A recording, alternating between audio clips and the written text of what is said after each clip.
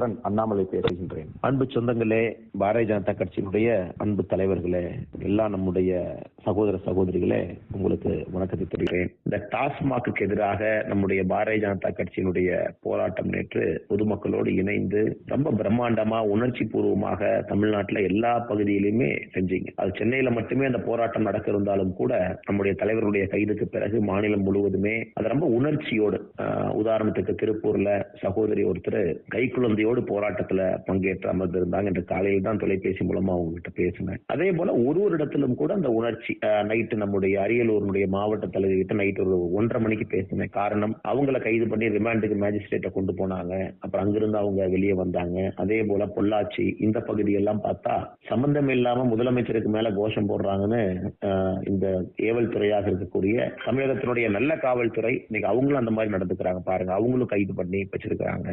திருவிடை மருதூர், கும்பகோணம் இது போன்ற பகுதிகளில் டாஸ்மாக் கடையை மூடி நம்முடைய அன்பு சொந்தங்கள் தங்களுடைய போராட்டத்தை வெளிப்படுத்தினாங்க. சென்னை போன்ற பகுதியில எத்தனையோ அடக்குமுறையை தாண்டி தொண்டர்கள், தலைவர்கள் அலையலையாக வந்து கைதானாங்க. மண்டபம் பத்தாம ரோட்ல இறக்கி விடக்கூடிய செய்தியை பார்த்தோம். அதனால இது எல்லா இடத்திலும் கூட மக்களிடம் ஏதோ ஒரு உணர்ச்சி பிறம்பை இது தட்டி எழுப்பி இருக்கிறது.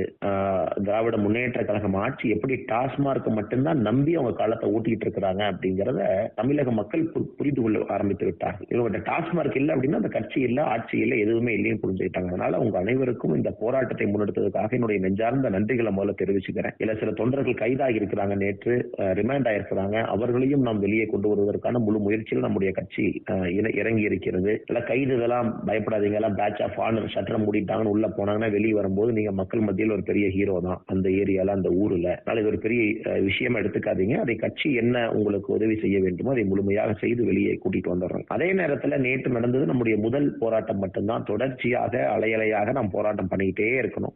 காரணம், தமிழகத்தில் மாற்றம் வர வேண்டும் என்றால் இந்த நெக்சஸ், இந்த சாராய கம்பெனி, டாஸ்மார்க், அரசு, கட்சி இவர்களுடைய நெக்சஸை உடைக்காம தமிழகத்தில் ஆட்சி மாற்றம், அரசியல் மாற்றம் நடக்காது. தொடர்ந்து இந்த வேலையில் இருப்போம், களத்தில் இருப்போம். எல்லா அன்பு சொந்தங்களுக்கும் மறுபடியும் என்னுடைய நன்றிகளை தெரிவிச்சுக்கிறேன். உடம்பு பார்த்துக்குங்க, ஓய்விடுங்க.